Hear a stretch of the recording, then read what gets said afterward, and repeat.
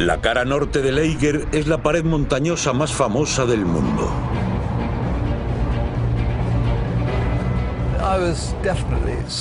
Desde luego que tenía un miedo tremendo antes de escalar el Eiger.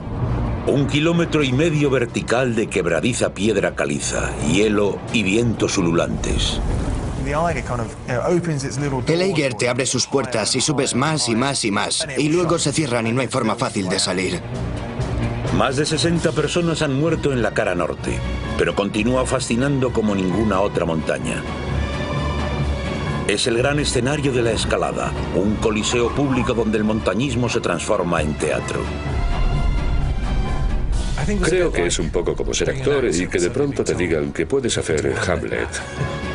Su historia ha reflejado las tensiones nacionales de la Europa del siglo XX. Creo que Harrer llevaba la bandera con la esvástica en la mochila. Es un campo de pruebas, un rito de iniciación, un lugar de innovación donde se establecen los nuevos estándares. Todo esto cambió mi forma de pensar. Puedo ir, quizá, al Himalaya con una forma de pensar completamente diferente. Esto transformará el alpinismo. Nos disponemos a descubrir la reputación de la cara norte del Eiger y a comprender por qué se ha convertido en una montaña tan icónica.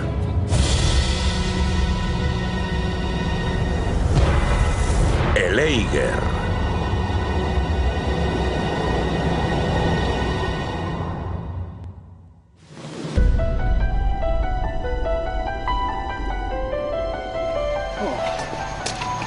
Perfección. Estamos en marzo de 2009 y los guías de montaña Kenton Kuhl y Neil Brody están en Grindelwald, Suiza, planificando una intentona en la cara norte del Eiger, el Ogro en alemán. Kenton es uno de los mejores guías de montaña del mundo. Ha guiado a sus clientes a la cima del Everest 8 veces y a Sirran Ulfains a la cumbre del Eiger. I've never seen so much snow here. This is outrageous. It'd probably be good for jumping over the train on skis, wouldn't it? It'd probably be quite easy. Neil es un guía de montaña profesional radicado en el valle de Chamonix. Ambos ya han escalado la cara norte del Eiger, pero su combinación única de historia y peligro sigue atrayéndolos. Si le preguntas a cualquier alpinista de hoy en día qué te gustaría escalar, te diría que el Everest o posiblemente el Grand Duras. Pero casi con seguridad no te diría quiero escalar la cara norte del Eiger. La verdad es que yo desde luego que sí. Me crié leyendo todos los libros. Es que hace volar tu imaginación. Quieren poder decir a sus amigos he ascendido por la cara norte del Eiger. Los escaladores no son gente equilibrada ni razonable. Lo más habitual es que sea más bien al contrario. Así que los atrae el Eiger por su reputación.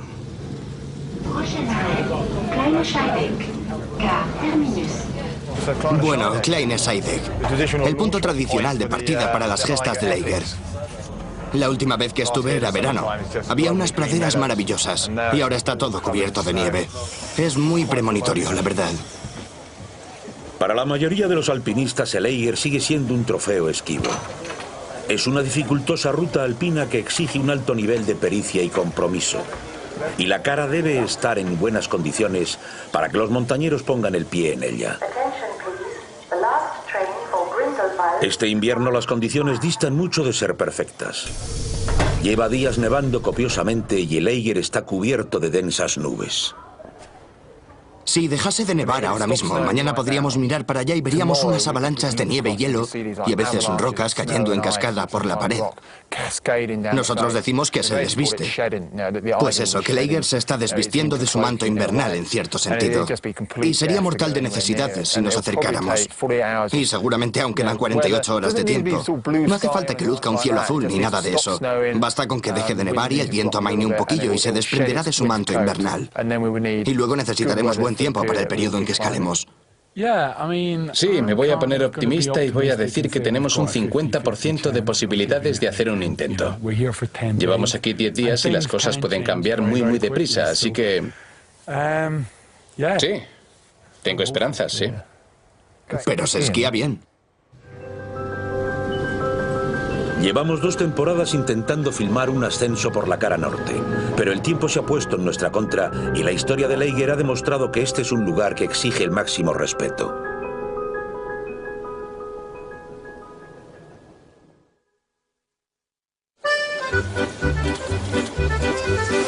Cuando se levantan las nubes a la mañana siguiente, se puede ver por qué.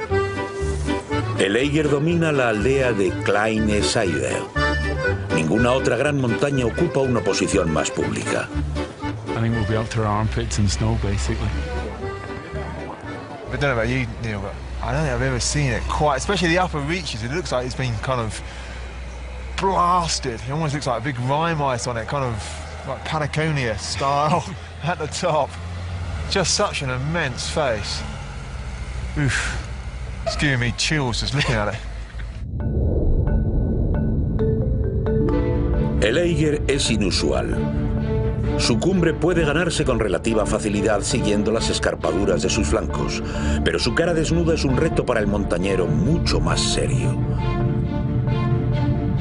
Da al norte, así que está perpetuamente ensombrecida. Es cóncava, por lo que atrapa el mal tiempo cerca del muro. Un escritor la describió como abierta en canal como el pecho de un enfermo. El peligro clave del Eiger probablemente sea la caída de rocas, pero también como está justo al borde de los Alpes, casi puede tener un sistema climático propio y cualquier frente que llegue del noroeste alcanza primero el Eiger. A los pocos minutos de desatarse la tormenta sobre la cumbre, por la cara norte se derraman cascotes y agua y nieve cayendo en cascada. Y se convierte en una película de terror. Verse atrapado en esa cara, con mal tiempo, en un lugar expuesto, es el material del que están hechas las pesadillas. Las bandas de rocas por las que tienes que avanzar para ascender por el monte tienen muy escasa protección. Hay pocos lugares donde colgarse o instalar cualquier otra clase de protección. Y las rocas son muy afiladas también, están muy sueltas. O sea que quizá no tengas protección y los huecos a los que te agarras también pueden romperse. Pero no son solo los desafíos físicos los que intimidan. La cara norte del Eiger tiene su propia y nutrida mitología. La primera ruta por la que se escaló el Eiger es una de las más emblemáticas del montañismo. El nombre de cada topónimo evoca historias de extraordinario heroísmo y terribles tragedias. Stollenloch, la travesía Interstoiser, la plancha, el vivac de la muerte, la travesía de los dioses, la araña blanca. Creo que el hecho de que cada repisa en el Eiger esté cubierta por los sedimentos de la historia lo hace muy especial y amplifica esa sensación de maravilla. Cuando llegas a la travesía de Hinterstoiser, conoces las terribles escenas que tuvieron lugar allí y eso te va a provocar cierta ansiedad, nerviosismo. Hay que pasar por esos puntos de historia, trepar por la historia. ¿Ves una piqueta? ¿Quién puso esa piqueta? Quizá fuera el mismísimo Heckmeyer. Quizá fuera Tony Kurz, en aquel épico descenso. Quizá fuera Chris Bonington. Toda esa gente. Y todos han tenido sus momentos en la cara norte. Dougal Haston, John Harling, que cayó y murió. Está plagada de historia. La historia del Eiger comenzó allá por 1858, cuando el irlandés Charles Barrington y 2 guías de montaña locales alcanzaron la cumbre por el flanco oeste. Al parecer lo que quería era escalar el Matterhorn, pero no disponía de dinero para llegar allí. Durante la última parte del siglo XIX, los británicos habían dominado los Alpes. Habían forjado una edad de oro del montañismo. Habían sido pioneros en grandes rutas por todos los Alpes y habían definido a lo que iba a llegar este deporte. La estrategia victoriana era conquistar cumbre tras cumbre. Era una tradición romántica en la que morir simplemente era de mal gusto. El motor del movimiento era sobre la clase media británica. Profesores, abogados, clérigos, que casi inventaron el pasatiempo del montañismo. Y la mayor parte de los primeros ascensos fueron realizados por escaladores británicos que confiaban en la pericia de los guías lugareños suizos, franceses, italianos, sobre todo los guías suizos. A comienzos de la década de 1930, los británicos pensaban que en los Alpes ya todo estaba hecho. Tan solo les quedaban las grandes caras norte de los montes que ya habían conquistado, los últimos grandes problemas de los Alpes. Pero ya estaban centrando su atención en el Himalaya y el Gran Premio del Everest. Los jóvenes escaladores europeos vieron la oportunidad de conquistar las montañas en las que se habían criado, y su estilo de escalada no podía ser más distinto de la de los aristocráticos británicos. Los alemanes, los austríacos y los italianos hacían escaladas con un nivel técnico muy superior al nuestro, sobre todo en los Alpes orientales, en los Dolomitas y Baviera. Tenían una calidad técnica y una osadía y una actitud completamente nueva sobre lo que era posible y lo que era deseable, que muchos de los alpinistas tradicionales británicos desaprobaban. Y el epítome de todo esto era la cara norte del Eiger. Estos nuevos alpinistas eran pobres jóvenes de la clase trabajadora. Muchos estaban en paro durante la Gran Depresión. Los montañeros alemanes no tenían nada que perder. Tan solo eran buenos escaladores y pensaban, sí, si escalamos la cara norte del Eiger, nos haremos famosos. En agosto de 1935, dos de estos osados jóvenes realizaron el primer intento serio en la cara norte. Los bávaros Max Edelmayer y Karl Meringer habían estudiado la pared a conciencia y creían haber dado con la ruta directa hasta la cima. La verdad es que nadie había intentado escalar la cara norte. Así que cuando los dos montañeros de Múnich, Karl Meringer y Max Edelmayer, iniciaron el ascenso por la pared en agosto de 1935, no había experiencia alguna de lo peligrosa que es, de lo difícil que es. Lo único que se sabía por aquel entonces es que era una cara tremenda. Partieron a las 2 de la madrugada del 21 de agosto. Hicieron bastantes progresos y al final del segundo día ya habían alcanzado el punto más alto del primer nevero, y el tiempo aún se mantenía. Entonces, a la tercera noche empezó a soplar el viento y una gran tormenta eléctrica engulló el Eiger. En Kleine Scheidegg, la temperatura cayó a 8 bajo cero. Al quinto día las nubes se levantaron brevemente y la gente que formaba colas en los telescopios los veía en lo alto de la cara, aún bregando por ascender, ya casi en la plancha. La cortina de nubes volvió a correrse y Meringer y Selmayer jamás volvieron a ser vistos con vida. Sus cadáveres se hallaron más adelante en una pequeña cornisa a 3.300 metros que se bautizó como el Vivac de la Muerte. Aquel primer accidente de 1935 fue el que cimentó realmente la reputación del Eiger. Bueno, llegó a conocerse como Morband, la pared de la muerte, y la prensa acudió en masa a Grindelwald. Y como es tan pública y está a plena vista de las cámaras, aquellos espantosos dramas se desplegaban ante la prensa de todo el mundo. La tragedia hizo volar la imaginación de la opinión pública como nunca. Por primera vez el montañismo se convertía en teatro. La gente se sentaba en una terraza y contemplaba cómo el drama de la vida y la muerte se desarrollaba ante ella. El escenario estaba listo para el segundo acto del Eiger. En el verano de 1936, la terrible reputación del Eiger atraía a los mejores y más bizarros escaladores jóvenes de Europa, deseosos de ser los primeros en escalar el espeluznante muro o morir en el intento. Aquel verano 12 jóvenes acamparon en el valle aguardando a que la cara norte reuniera condiciones. Eran los mejores alpinistas de su generación.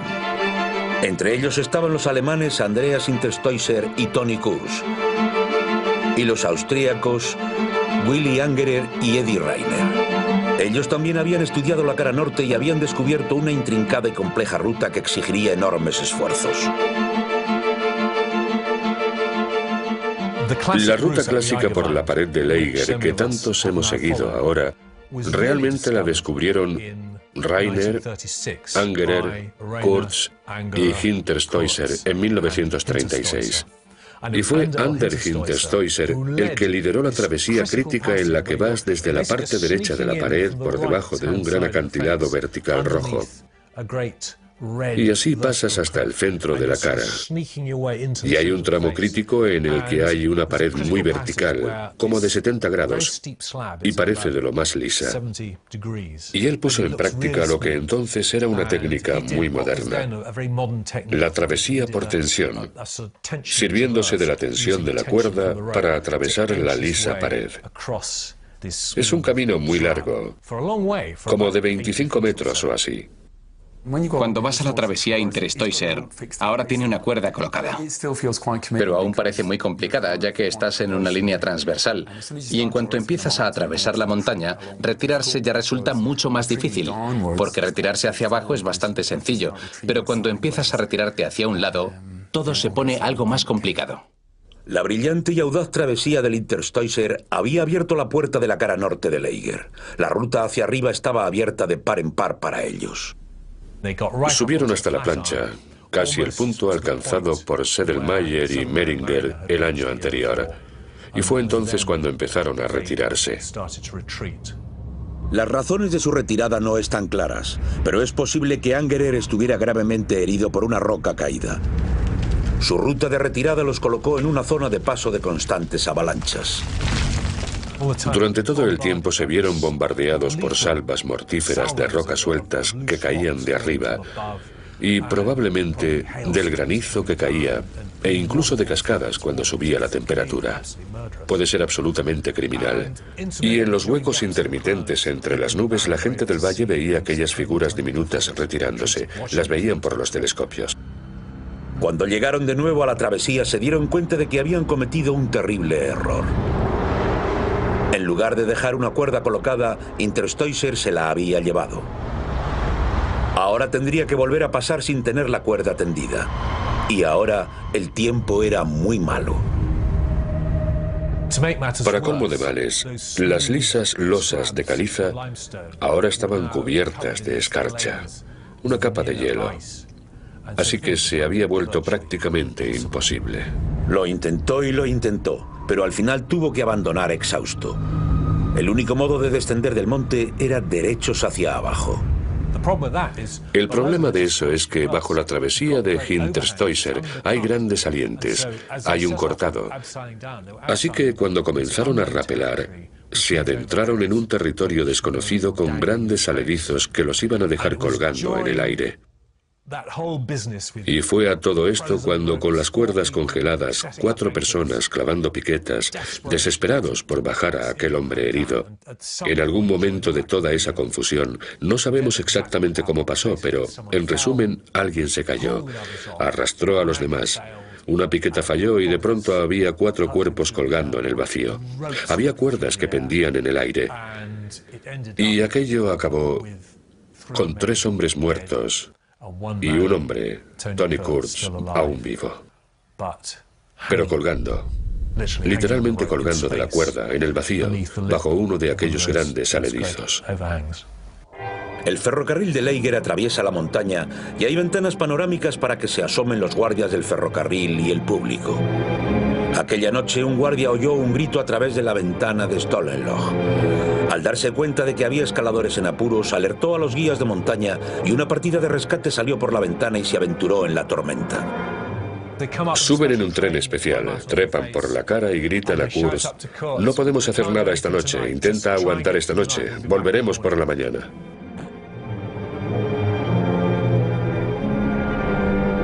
Los hoteles de Kleine Scheidegg estaban abarrotados de visitantes ansiosos por contemplar el drama de lo alto del monte. A la mañana siguiente, temprano, los guías salieron por la ventana de Stollenloch y consiguieron situarse a 40 metros por debajo de Kurz. Pero no podían alcanzarlo por culpa del saliente que tenían encima. Kurz consiguió izar los 2 tramos de cuerda que necesitaría para descender los últimos 40 metros. Como fuera, logró atar las cuerdas, pero al rapelar, el nudo que las unía se enganchó en su mosquetón. Ahora su única esperanza era cortar la cuerda, liberarse y caer 4 metros hasta la seguridad de la patrulla de rescate que tenía debajo. Pero para entonces tenía las manos gravemente congeladas. Estaban ahí abajo las personas que podían salvarle la vida y no era capaz de usar los dedos. Los tenía completamente congelados. Estaban muertos. No lo conseguía. Y ellos le decían, venga, que tú puedes, que tú puedes, que tú puedes. Y él tantea y tantea desesperadamente. Ya llevaba así 24 horas y al final dijo, se acabó. Se dejó caer y murió.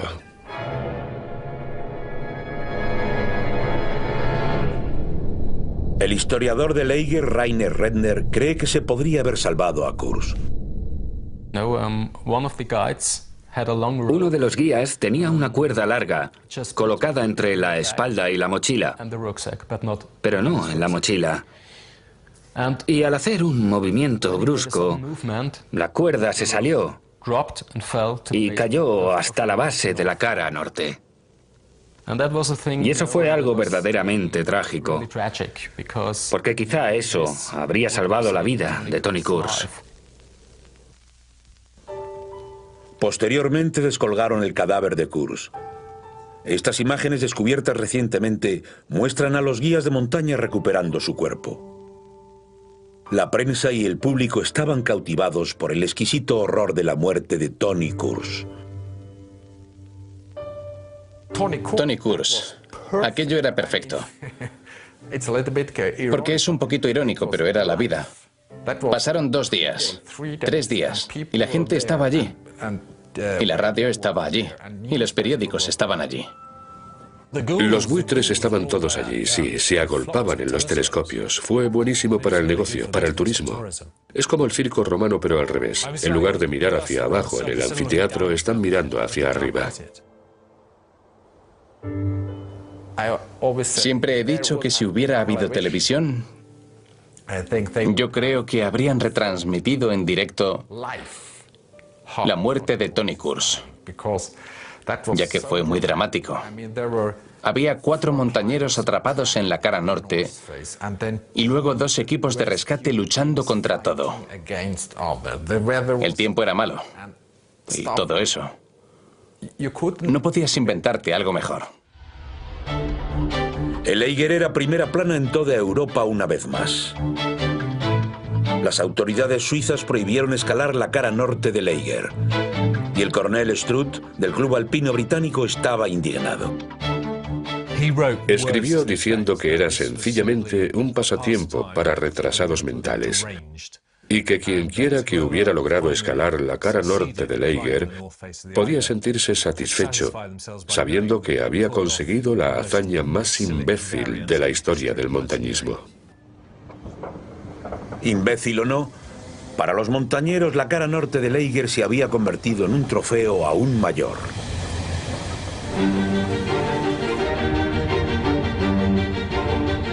I think it's the only mountain face in the world where you can actually get a train and then just like walk out onto the north face, isn't it? Sort of halfway out. Kenton y Neil cuentan con un permiso especial para visitar uno de los lugares más extraordinarios del Eiger, Stollenloch. Cuando se construyó el ferrocarril del Eiger, los obreros usaban esta ventana en lo alto de la cara para arrojar los escombros. Es la misma ventana que los guías de montaña usaron para tratar de rescatar a Tony Kurz. Stollenloch permitía a Kenton y Neil comprobar las condiciones de la cara. Cool. Wicked, eh? Awesome. This is amazing. Right. Can we start digging? Can we? You can almost see light out of it. You can almost see light. Y esto es Stollenloch. Esto es muy emocionante. Nunca había salido por esta ventana. He pasado por ella escalando a unos 50 o 60 metros, así que va a ser muy, muy emocionante. Esto es estupendo, ya que lees todos los libros sobre el tema y oyes todas las gestas de la gente que volvió o de la gente que desgraciadamente no volvió. Pues eso, con tormentas y cosas de esas. Y luego tener que andar por una vía de ferrocarril para ponerte a salvo. I can't believe I'm so excited about going out of the door. It's like escape to victory. Yeah. It's like the Great Escape, isn't it? You kind of dig in afterwards. Yeah, come on up, Kenton. Oh, awesome. Check this out. Bugger me, this is awesome. Look at the walls above. Wow. Hey, look at the mushroom. Mushroom, yeah. That is amazing. That's where the base jumpers leap from. One slip, certain death. This is just amazing. Absolutely amazing. We just popped out. And it's just like we're on the north face. There's spindrift coming down, and it's pretty cold.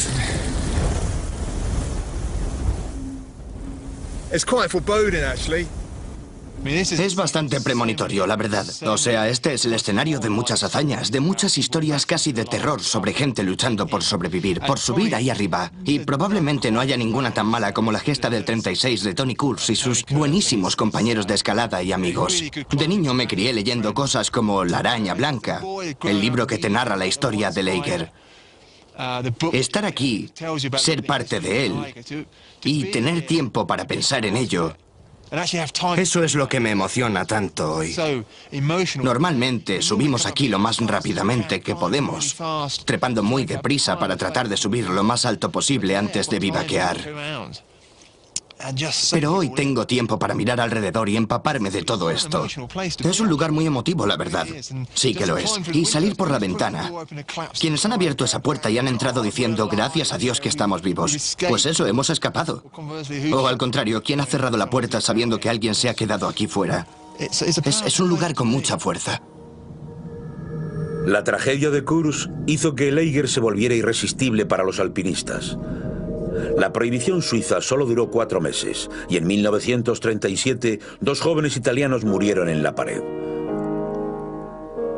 En 1938, el último verano de paz antes de la Segunda Guerra Mundial, 4 escaladores excepcionales llegaron a Kleine Scheidegg, los alemanes Andreas Heckmair y Ludwig Boer, y los austríacos Fritz Kasparek y Heinrich Harrer.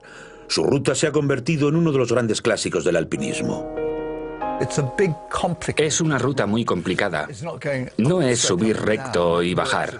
Se avanza siguiendo una serie de líneas de puntos débiles. Y si hay nubosidad densa, es bastante fácil perderte. Sobre todo en la parte superior. Y técnicamente no es súper difícil. Pero debido a la complejidad y la distancia a recorrer, es un reto de escalada sumamente complicado y problemático. Y creo que aún es una de las grandes rutas de los Alpes. Es una ruta clásica y seria. En el 38 fue una hazaña importante lo que hicieron. Tienes un par de tramos en los que no hay buena protección. Así que sigue siendo una escalada muy seria. Boerg llevaba una cámara y tomó fotografías durante todo el tiempo. Y la gente pudo ver cómo. Y no solo leerlo, sino también ver cómo lo hicieron. Y esas fotos, me parece que esas fotos, si las ves, sigues diciéndote, ahí va, qué condiciones más malas. A las 2 de la madrugada del 21 de julio, los 4 montañeros parten formando 2 equipos. La pareja austríaca formada por Harrer y Kasparek va seguida por los alemanes Heckmair y Boer. A mediodía del 22 descansaron juntos en el Bivac de la Muerte, pero continuaron escalando por separado. Para entonces habían ascendido por la cara norte más que nadie. Cruzaron el tercer nevero y llegaron a la rampa. Al alcanzar la travesía de los dioses, decidieron unir sus esfuerzos y seguir trepando juntos. Al ganar el gran nevero colgante de la Araña Blanca, estalló la inevitable tormenta de Lager.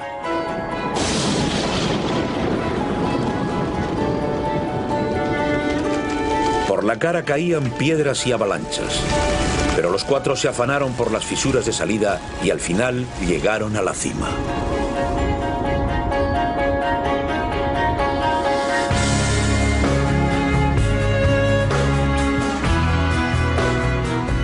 Fue un logro magnífico. Magnífico se mire por donde se mire. Y descendieron por el flanco oeste a última hora de la tarde y llegaron a Kleine Scheidegg y toda la prensa de Europa estaba allí para recibirlos, así que los cuatro alcanzaron la fama instantáneamente. Y hay una foto maravillosa de los cuatro y se ve esa aura radiante de culminación y felicidad en sus rostros. Es una foto maravillosa. Pero no todo el mundo estaba encantado. No podías leer mucho sobre el tema en la prensa inglesa. Había cierto resentimiento, por supuesto, en parte por el desarrollo político de Alemania. Los escaladores alemanes no eran muy queridos. Claro está, porque todo el mundo pensaba que el partido nazi los había dirigido hacia la pared, si bien no fue así. Creo que Harrer llevaba la bandera con la esvástica en la mochila, pero no la plantó en la cumbre. Creo que les bastó con llegar a la cima. No hubo bandera con esvástica, ni foto, ni nada. Solo, Jesús, vamos a bajar. Se politizó instantáneamente, ya que en cuanto descendieron a Grindelwald, volvieron corriendo a Alemania y fueron conducidos al Estadio Olímpico de Breslau, y allí desfilaron ante una multitud que los adoró. El Führer, nada menos, los recibió, y eran héroes nacionales. He aquí un perfecto ejemplo de la excelente hombría germánica alcanzando la gloria en la escalada alpina suprema. Era el sueño de cualquier propagandista en bandeja de plata. El éxito público de Boer, Kasparek, Harrer y Heckmair hizo poco por disminuir el poderío de Leiger.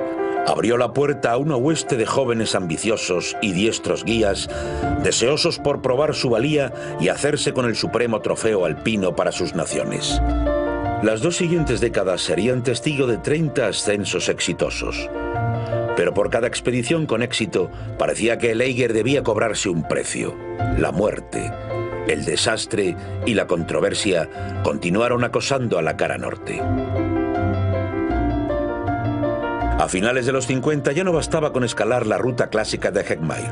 Se llevó a cabo el primer intento en solitario y en 1961 también un notable ascenso invernal en las más crudas condiciones. Pero aún no había ascendido el Eiger ningún británico. Ahora, una nueva ola de montañeros sumamente diestros volvía a poner sus miras en los Alpes. Para cuando el joven de 20 años Chris Bonington llegó a Grindelwald en 1957, la cara norte había sido escalada con éxito 12 veces y se había cobrado 14 vidas. Era el inicio de una larga relación con la cara norte de Leiger. En julio de 1962, Bonington intentó trepar a Leiger con el legendario escalador británico Don Whelans.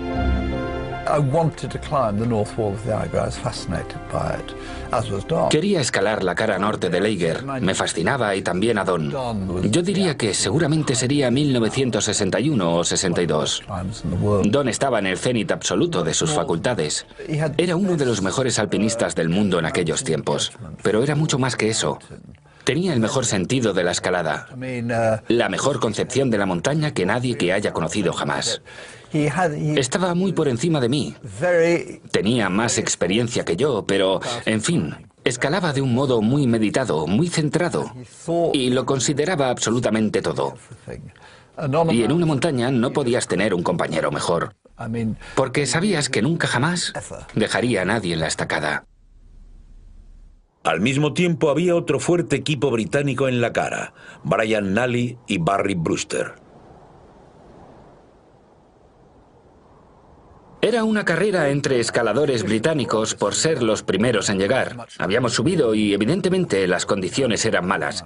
Hacía demasiado calor y el agua chorreaba y caía una gran cantidad de piedras. Y subimos hasta el comienzo del segundo nevero solo por echar una ojeada. Solo íbamos a echar un vistazo y teníamos pensado regresar. Y justo cuando íbamos a volver, unos guías suizos llegaron detrás de nosotros y nos gritaron que dos camaradas nuestros estaban en apuros al final del segundo nevero y que si les ayudábamos a rescatarlos. Y no te lo piensas dos veces. Nos dimos la vuelta y empezamos a atravesar el segundo nevero. Era muy peligroso. Llovían piedras alrededor de nosotros. Y cuando estábamos a mitad del camino, los vimos. Y entonces vimos una figurita allí en la pared. Y era Barry Brewster. El día anterior una piedra le había golpeado la cabeza y Brian Nally había conseguido amarrarlo en una repisa al final del segundo nevero. Brewster y Nally pasaron una noche muy larga expuestos en la cara norte, pero Brewster al final perdió su combate contra el Eiger y murió.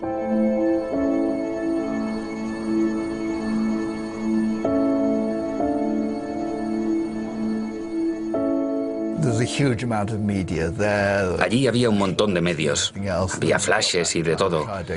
Y cuando volvimos a Kleine Scheidegg, había más si cabe. Aquello era una gran noticia, ya que era una especie de tragedia épica. Y creo que a Don y a mí, a ambos, nos repugnó un poco aquello. Y por eso agradecimos mucho poder escapar. Whelans regresó a casa, pero Bonington se quedó en los Alpes y a finales de aquel verano unió sus fuerzas con las del montañero británico Ian Clough. Estábamos en el cenit absoluto de nuestra forma física. Ian y yo nos llevábamos muy bien. Éramos muy buenos compañeros de escalada. Una vez lo desperté a las 5 de la mañana y le dije, mira, he tenido una idea luminosa, vamos a por el Eiger. Y el queridísimo Ian dijo, sí, vale, con que 3 días después estábamos escalando el Eiger y el tiempo era perfecto. Bonington y Clough habían realizado la primera ascensión británica por la cara norte del Eiger. El éxito del Eiger cambió la vida de Bonington para siempre.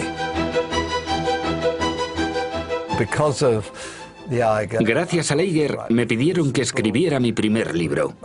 Hicimos una gira de conferencias y gané más dinero.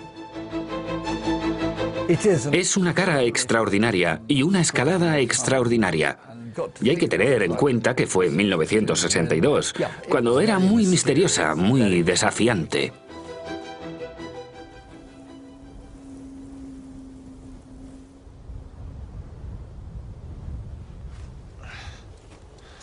Kenton y Neil estaban en la pared junto a la ventana Stolen Log, realizando parte de la ruta de 1938. Feel quite small all of a sudden. Tiene cierto halo. Y empiezas a escalar el Eiger con mucho nerviosismo y mucha ansiedad. Y preguntándote si vas a ser capaz, si vas a estar a la altura del reto. Wow, look at all the spindrift coming down. Yeah, that spindrift is not looking good, is It's it? looking horrendous. Ah, Here comes the wind. straight down my neck.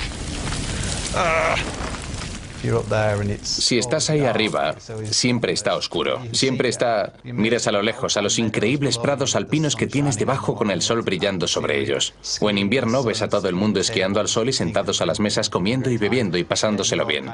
Pero tú estás en una especie de tierra de sombras al borde del Eiger. Así que estás... No es como una montaña normal en absoluto, la verdad. Es como si hubiera algo... Como si hubiera algo vivo ahí.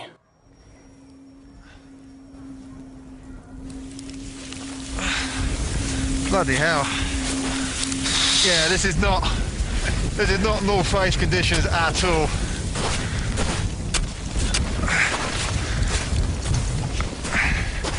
God, if my mother saw me now, she'd not be very happy. Ser capaz de evaluar las condiciones, evaluar tu equipo, o decidir si seguir o retirarte es muy importante en esa escalada. Porque lo que consideras al pie del monte, cuando decides, sí, vamos allá, es muy importante en el Eiger.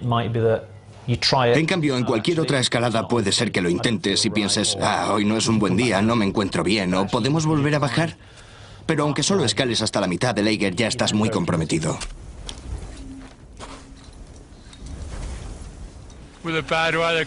Con el mal tiempo que llega mañana, no es realista.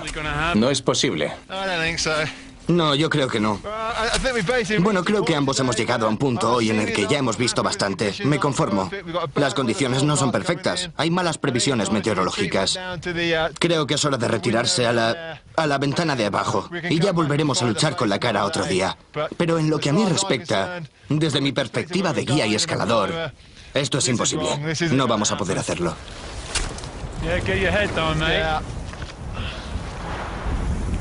Yeah, these aren't great conditions on the face.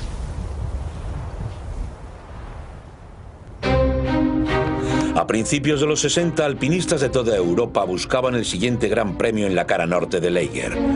El directísimo o ruta directa, subir recto del pie a la cumbre. Se convirtió en una obsesión. Lo cierto es que se originó con un famoso escalador italiano que dijo: por donde caiga una gota de agua, por ahí trazaré mi ruta, y ello sin considerar si es la forma natural de ascender. En el verano de 1965, Chris Bonington fue uno de los muchos escaladores que intentaron la ruta directa. Una vez más, la prensa y el público se afanaron por comprender por qué aquellos jóvenes arriesgaban su vida en tan peligrosa montaña. Y más en una que ya había sido conquistada. También planeando una intentona estaba John Harling, un carismático estadounidense residente en Lausana, Suiza, donde dirigía una academia de alpinismo. Inicialmente Bonington accedió a asociarse con él, pero al llegar el invierno cambió de parecer. Todo aquello me preocupaba cada vez más. John Harling era extraordinario. Tenía una personalidad increíblemente pujante y estaba preocupado por él.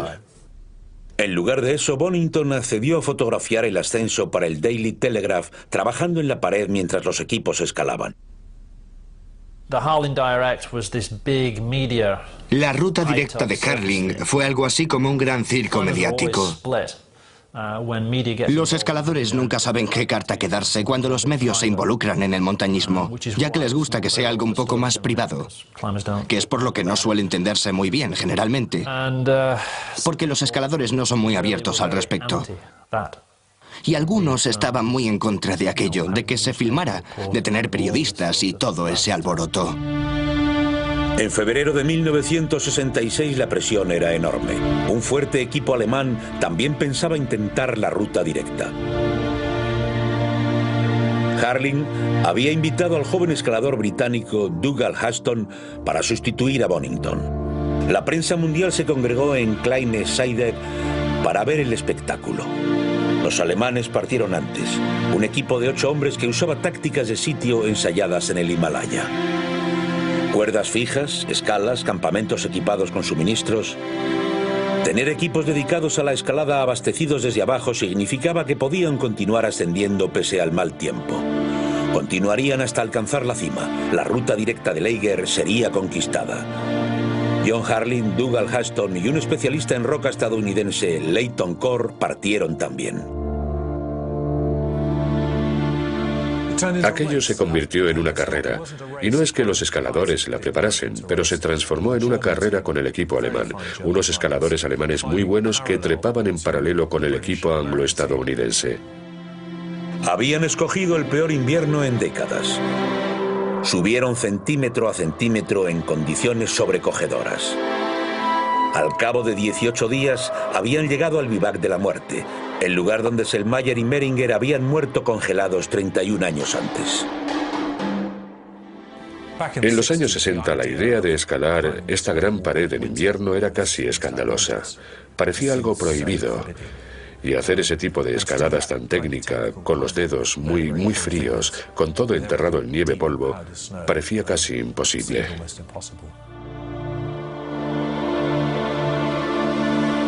El tiempo era horroroso. Estalló tormenta tras tormenta mientras los equipos batallaban por la cara. Estas imágenes de Dougal Huston aproximándose a la araña blanca fueron filmadas por John Harling. Fueron los últimos metros que rodaría.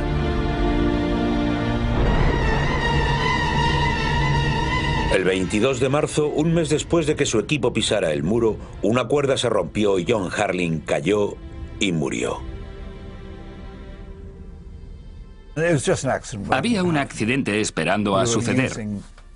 Estábamos usando cuerdas que eran demasiado finas. Creo que era inevitable que alguna se rompiera tarde o temprano. Y nos podría haber pasado a cualquiera. Por desgracia le ocurrió a Johnny. Así que cayó y se mató. Los demás estaban en la araña blanca y allí, yo creo que con absoluto acierto, decidieron que abandonar la expedición inmediatamente habría sido, pues eso, desperdiciar la vida de John.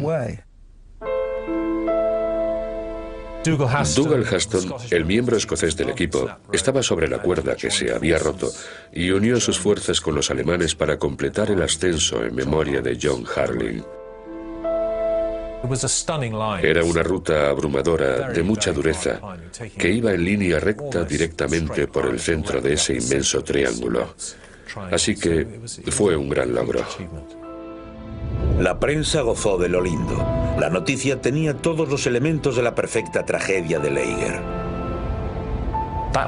Era precisamente lo que creo que es la esencia de Laeger. Periodismo, filmación, bullicio, gente mirando por los telescopios, un muerto, toda esa clase de cosas. Escaladores cayéndose, drama. Era un teatro maravilloso, maravilloso. Y era muy emocionante. Todo aquello era de lo más emocionante, porque los escaladores estaban haciendo lo que de verdad querían hacer.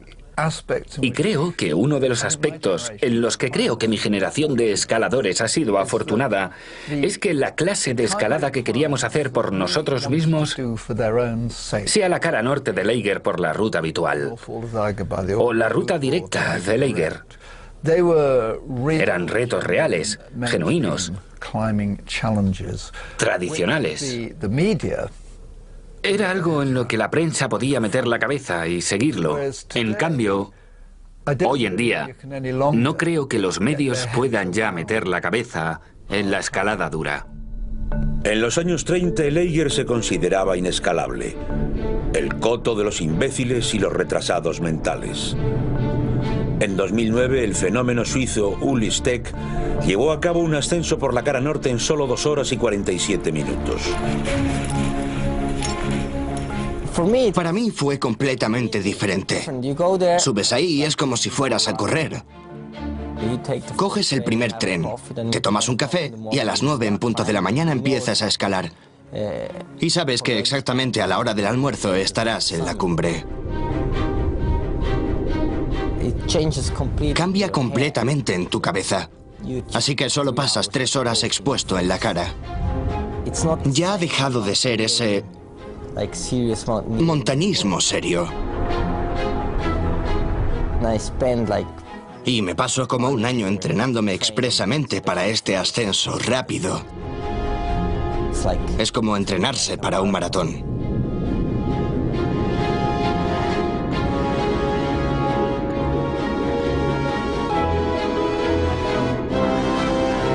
El papel de Laeger como gran escenario para los mejores escaladores de una generación no ha disminuido. Pero mientras que los mediáticos ascensos veloces proporcionan jugosas noticias, para los montañeros profesionales y sus patrocinadores esto no es un truco publicitario. Esta ascensión cambió mi concepto para todas las montañas. Creo que hay muchas posibilidades en un modo diferente de escalar. Puedo ir quizá al Himalaya con una idea completamente diferente. Y esto cambiará la escalada. No soy mejor escalador que Hegmaier en su época. Solo son otros tiempos. Así que esto es lo que está cambiando. Pero la montaña sigue siendo la misma.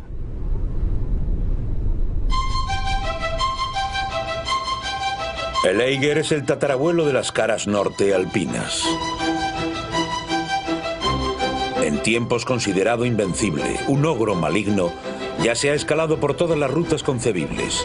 Es un campo de juego para la élite más audaz del mundo.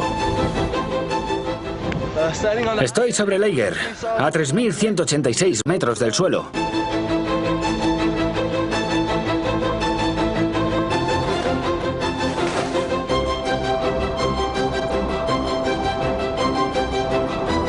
La gente lo ha subido a la carrera, ha saltado desde él y ha esquiado por su gran cara.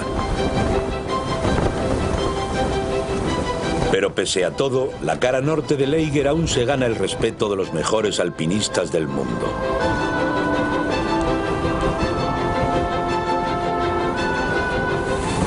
A menudo me he preguntado si el Eiger es una invención humana.